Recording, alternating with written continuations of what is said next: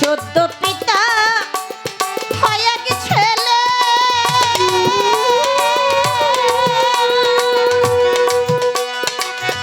ওরে চার মাথা তার শাস্ত্রে বলে চোদ্দ পিতা হয় এক ছেলে।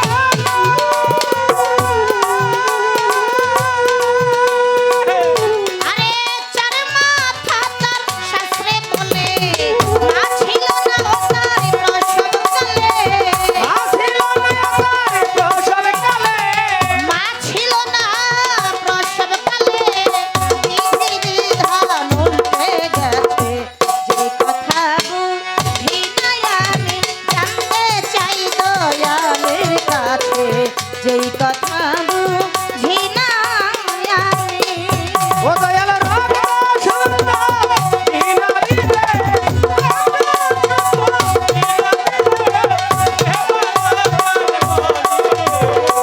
যে কথা বুঝি নাই আমি জানতে চাই দয়ালের কাছে, যে কথা বুঝি নাই আমি।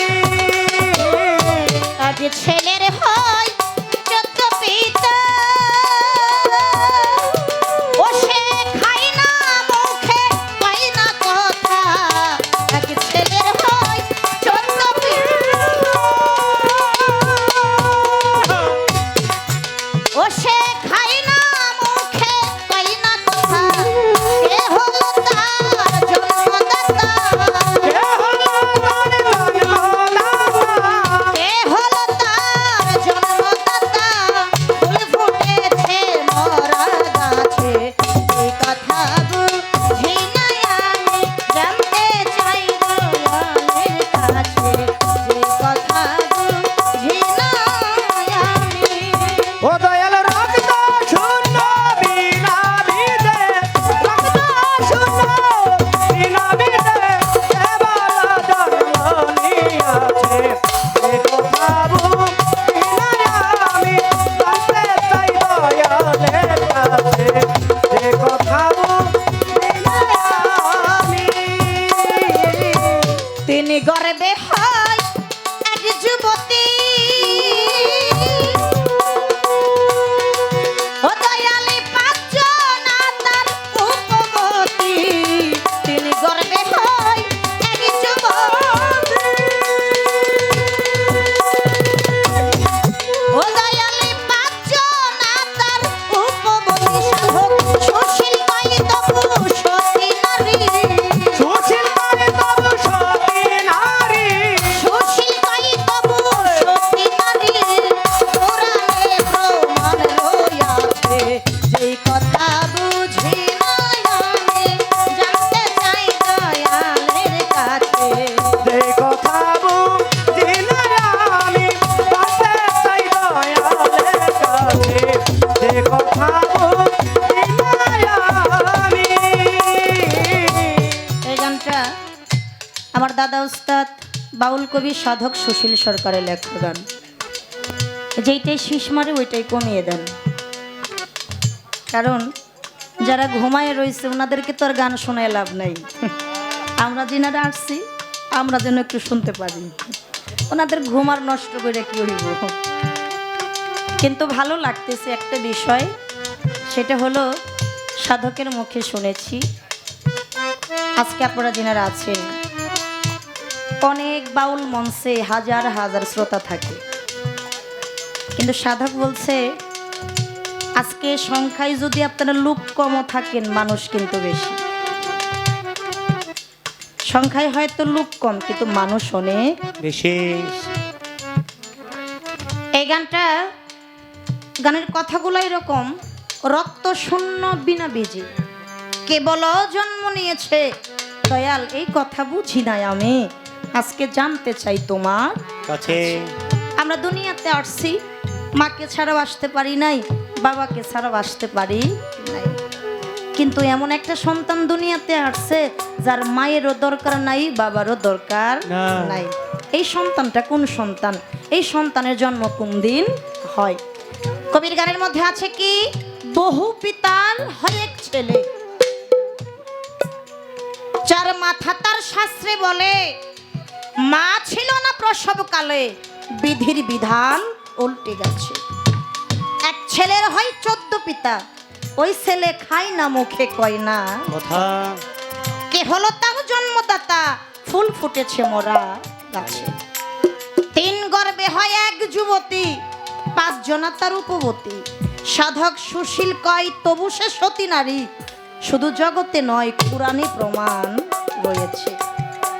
সে অসতী নয়, সে সতীরও সতী, আর এই প্রমাণটা কোরআনের মধ্যে আল্লাহ নিজেই দিয়ে দিচ্ছে।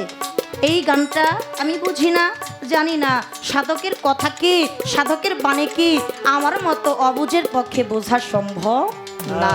তাই এই কথাগুলার হাকিগত কি, মাহাত্ম কি, বিষয়বস্তু কি, আমি আমার দয়ালের চরণে নিবেদন রেখে গেলাম।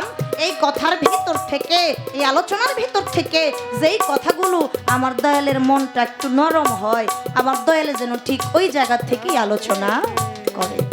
গেল গানের কথা।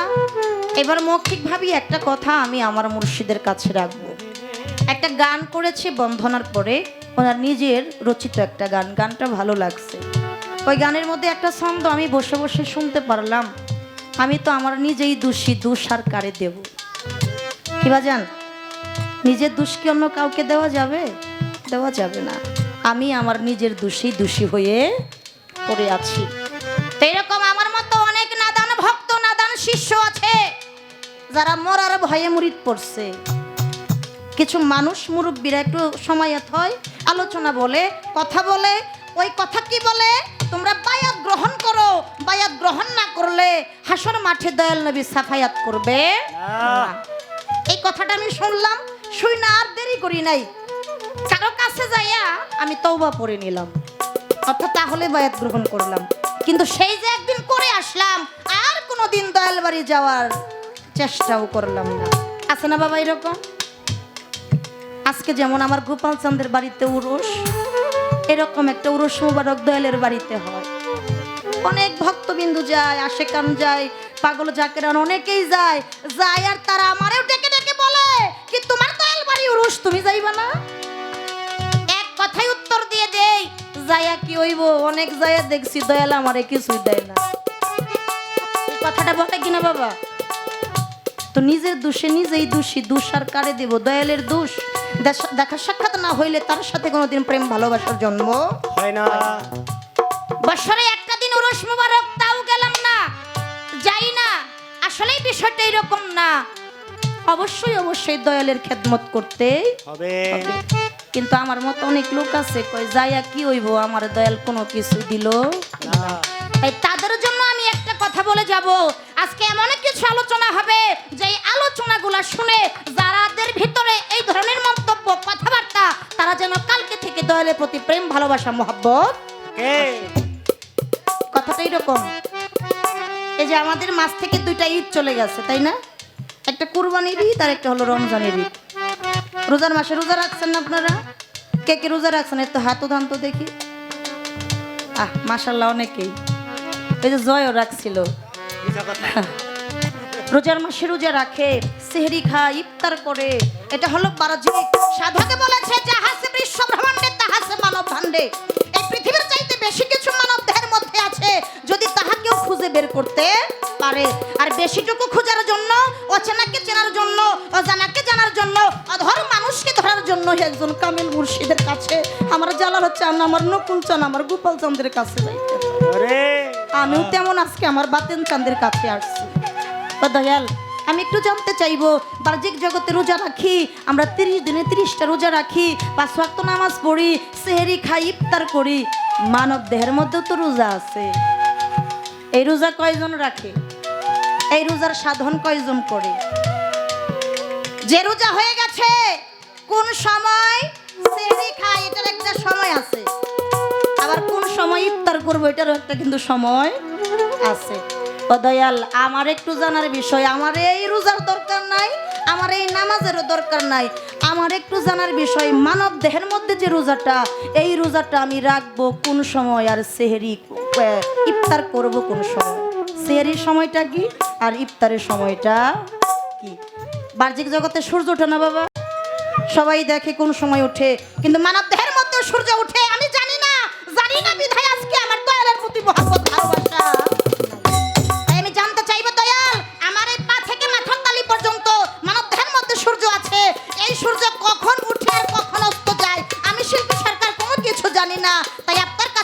জানার বিষয়, এই সূর্যটা কখন উঠে আর কখন অস্ত যায়, এই সূর্যের নাম কি, ইহার ভজন সাধন কর্মটা। হ্যাঁ দুইটা কথা আমার মুর্শিদের কাছে একটু আলোচনা, একটু জানার বিষয় রয়ে গেল।